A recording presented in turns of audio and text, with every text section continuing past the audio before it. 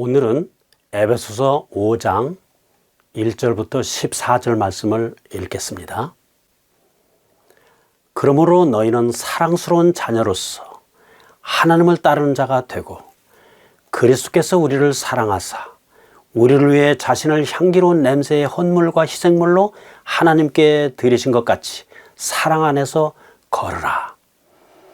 오직 음행과 모든 부정한 것과 혹은 탐욕은 너희 가운데서 한 번이라도 그 이름조차 부르지 말라. 그것이 성도에게 합당하니라. 또한 추잡한 것이나 어리석은 이야기나 희롱하는 말도 적합하지 아니하니 하지 말고 오히려 감사하는 말을 하라. 너희가 이것을 알거니와 음행을 일삼는 자나 부정한 자나 탐욕을 부리는 자 곧 우상 숭배자는 결코 그리스도와 하나님의 왕국에서 아무 상속 유업도 받지 못하느니라. 아무도 헛된 말들로 너희를 속이지 못하게 하라. 이것들로 인하여 하나님의 진노가 불순종의 자녀들에게 임하나니 그러므로 너희는 그들과 함께 참여하는 자가 되지 말라. 너희가 한때는 어둠이었으나 이제는 주 안에서 빛이니 빛의 자녀들로서 걸으라. 성령의 열매는 모든 선함과 의와 진리 안에 있느니라. 주께서 받으실 만한 것이 무엇인지 입증하라. 열매 없는 어둠의 일들에 참여하지 말고 도리어 그것들을 책망하라. 그들이 은밀한 가운데 행하는 그것들은 말하는 것조차 수치니라. 그러나 책망을 받는 모든 것은 빛으로 말미암아 밝히 드러나게 되나니 무엇이든지 밝히 드러나게 하는 것은 다 빛이니라.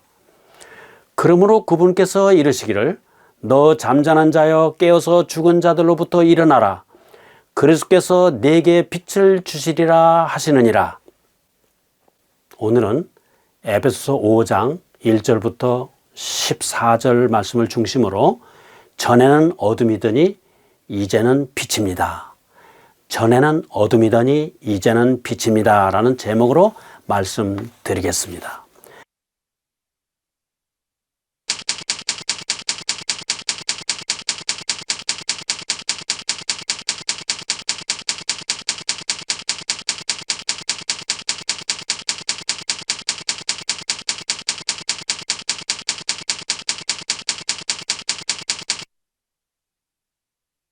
성경은 우리에게 하나님을 따르는 자가 되라고 명합니다. 어떻게 우리가 감히 하나님을 따를 수 있습니까? 어떻게 우리가 하나님을 흉내낼 수 있겠습니까? 다행히 그 명령 앞에 너희는 사랑스러운 자녀로서라는 말이 있어서 우리는 하나님의 영적 가족으로서 하늘 아버지를 닮아가야겠구나 하는 생각이 듭니다. 그 생각조차 너무 꿈 같다면 인간으로 오신 그리스도를 따르는 자가 되자고 다짐해 봅니다. 아마 그래서 바울도 여기서 그리스도를 언급하고 있는 건 아닌가 합니다. 하나님의 참 아들이신 그리스도는 온전히 인간이 되셨으나 죄는 없으셨습니다. 그리스도는 하나님의 아들로서 우리에게 본보기가 되십니다.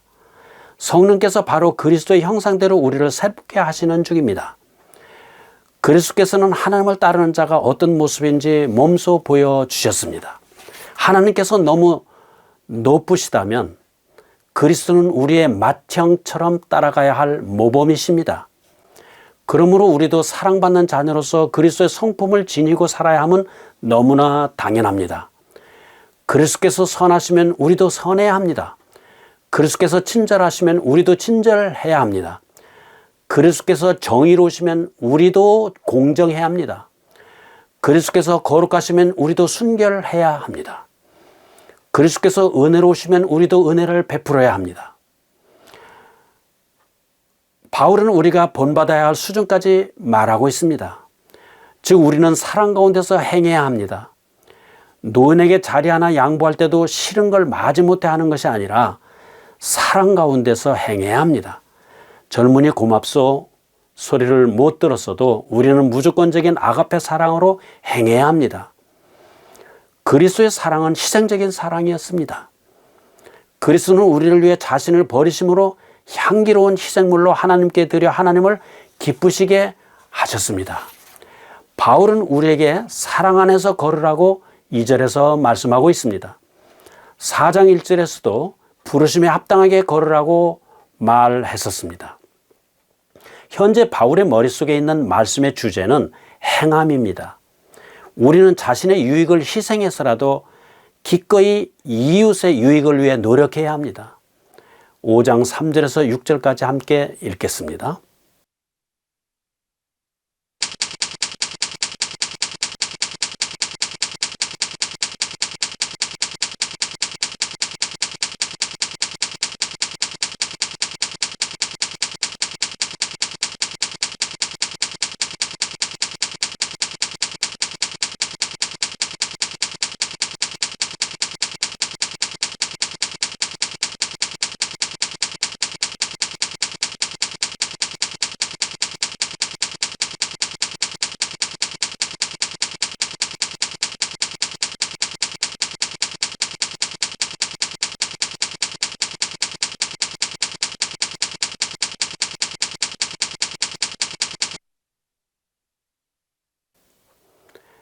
여러분이 빛의 자녀라면 어둠의 자녀처럼 살지 마십시오. 이는 바울의 말의 요지입니다. 우리가 세상에서 빛들로 빛나야 하는데 어둠 가운데 살게 되면 세상과 구별되지 않고 능력을 잃게 됩니다.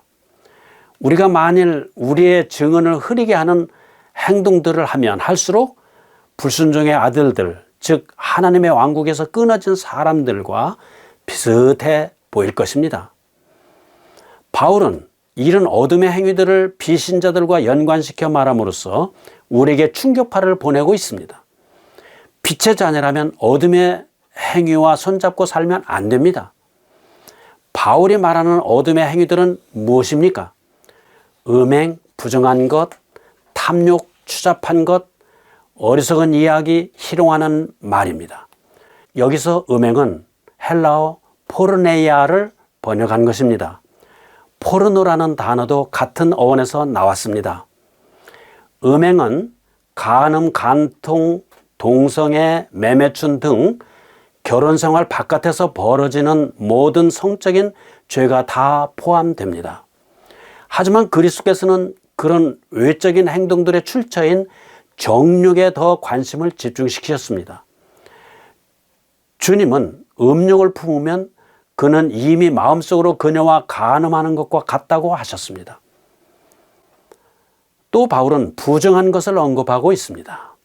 이 말은 영어 카타르시스의 부정어 접두사 A가 붙은 형태입니다. 정화의 반대, 즉 우리를 더럽게 만든다는 뜻입니다.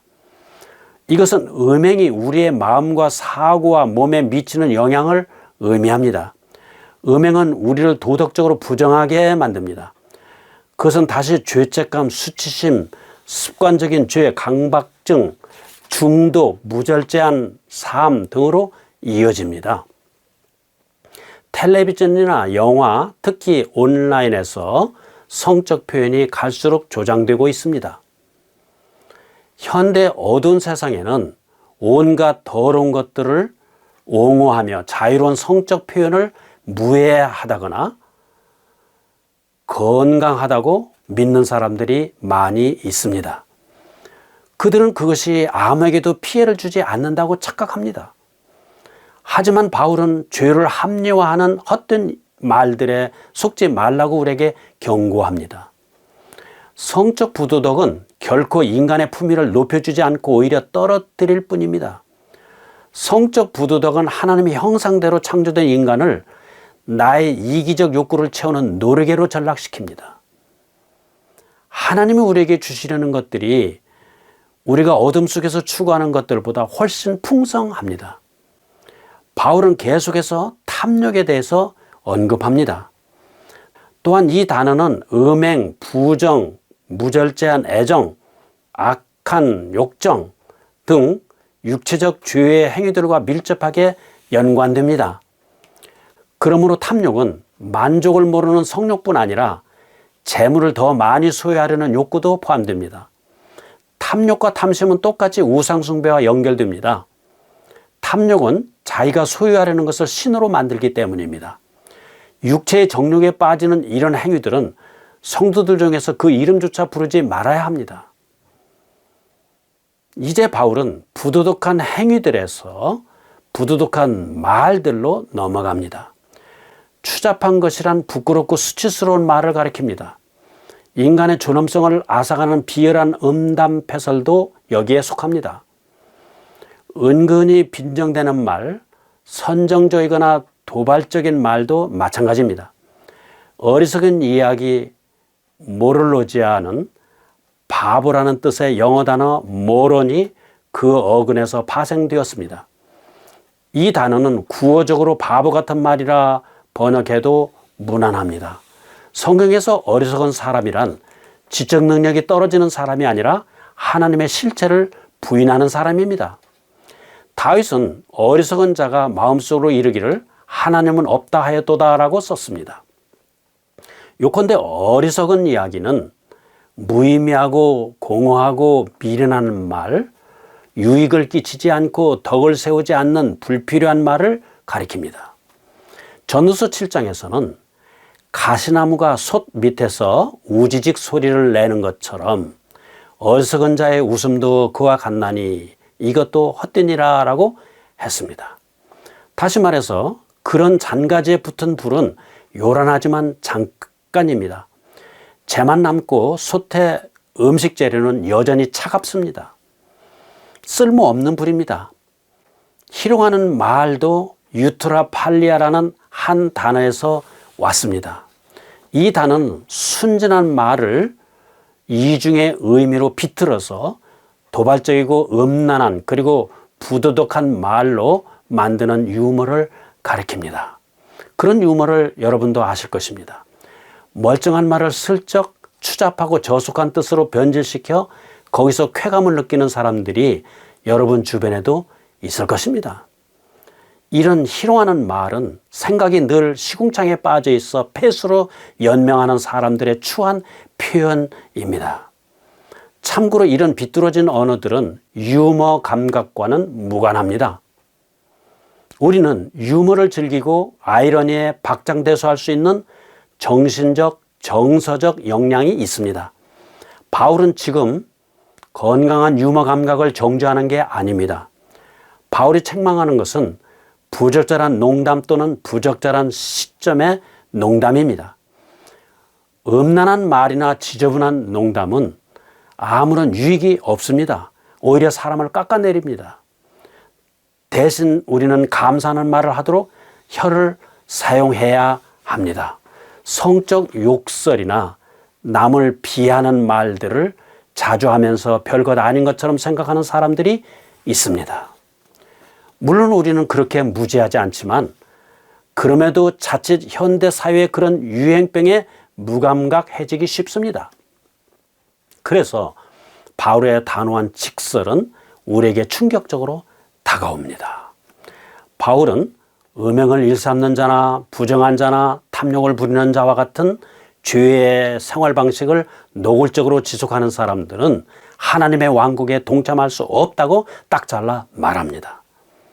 오히려 하나님은 그런 행위에 진노를 내리십니다. 바울의 말은 우리가 한순간 연약함으로 모종의 음행이나 탐욕에 빠진다 해서 구원을 잃어버린다는 뜻이 아닙니다.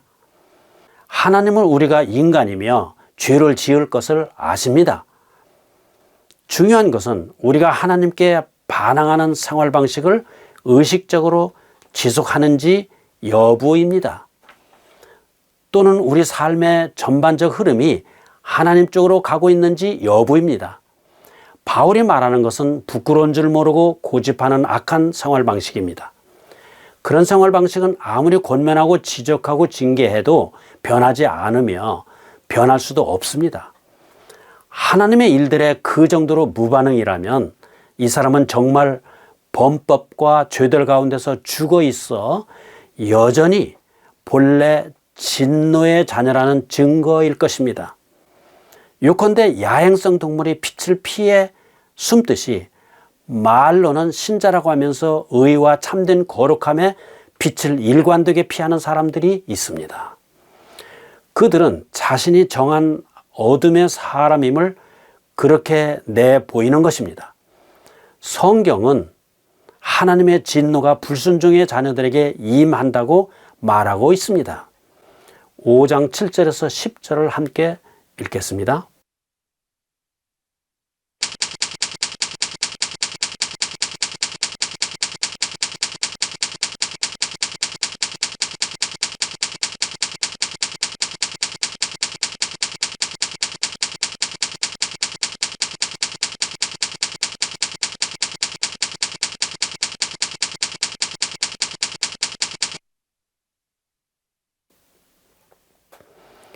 바울은 지금까지 어둠 속에서 행하는 사람들에 대해 묘사하고 나서 독자들에게 이렇게 촉구합니다. 그들과 함께 참여하는 자가 되지 말라. 무슨 뜻입니까? 참된 신자들도 비록 잠시라도 방금 말한 그런 행위들에 빠질 수 있다는 뜻입니다. 복음으로 말미암아 그리스도 안에서 그분의 약속에 참여하는 자가 된 사람들이 도대체 왜 멸망으로 끝난 사람들과 어깨동무를 하려 하겠습니까? 불순종의 자녀들은 평생 죄의 동굴과 그 위험한 속을 헤맵니다. 그런데 어두운 데서 불러내심을 받아 그리스도의 기이한 빛에 들어온 우리가 왜 소경인 그들의 인도를 따라가려고 해야 합니까? 바울은 신자들이 단지 한때 어둠 속에 살았다고 말하지 않습니다. 훨씬 강한 어법으로 너희가 어둠이었으나 라고 말합니다. 이전에 그리스도를 믿지 않고 살 때는 우리가 곧 어둠이었다는 것입니다. 문제 자체의 일부였다는 뜻입니다. 우리는 얄팍하고 피상적이고 이기적이었습니다. 우리가 은밀하게 또는 공공연하게 했던 일들은 지금 생각하면 부끄러운 것들입니다. 그렇지만 우리는 고칠 능력이 없었습니다. 새마다 좋은 일을 다짐해도 늘 작심삼일로 끝났습니다. 우리는 변화되지 않았고 변화될 수 없었습니다. 우리는 무능하고 무력하고 길을 잃은 상태였습니다. 그런데 그리스도께서 오셔서 어둠에서 우리를 건져내셨습니다.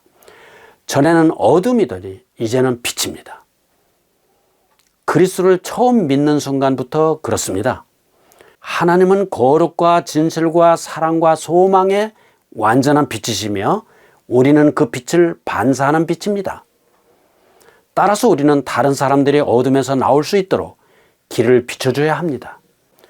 그러려면 빛의 자녀들로서 걸어야 합니다. 그것은 어떤 모습으로 나타날까요? 바울은 그것을 선함과 의와 진리라고 표현했습니다. 5장 3절에서 5절에 기술된 이전의 행실들을 버리게 되고 주님을 기쁘시게 하는 삶이 우리의 열망이 됩니다. 바울의 말은 삶의 방향이 완전히 뒤바뀐다는 뜻입니다. 어둠에서 돌아서서 빛의 길로 나아간다는 뜻입니다. 그 시발점과 원동력은 하나님의 은혜와 성령의 능력입니다. 5장 11절부터 14절까지 함께 읽겠습니다.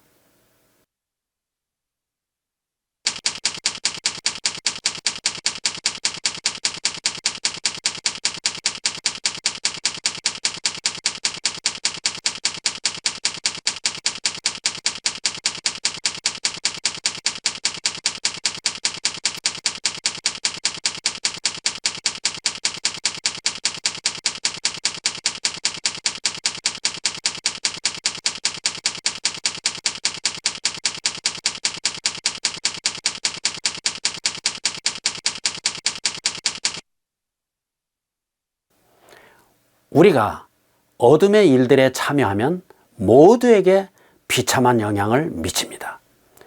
이는 동료 그리스도인들에게 상처를 줄 뿐 아니라 믿지 않는 이들에게도 해를 끼칩니다.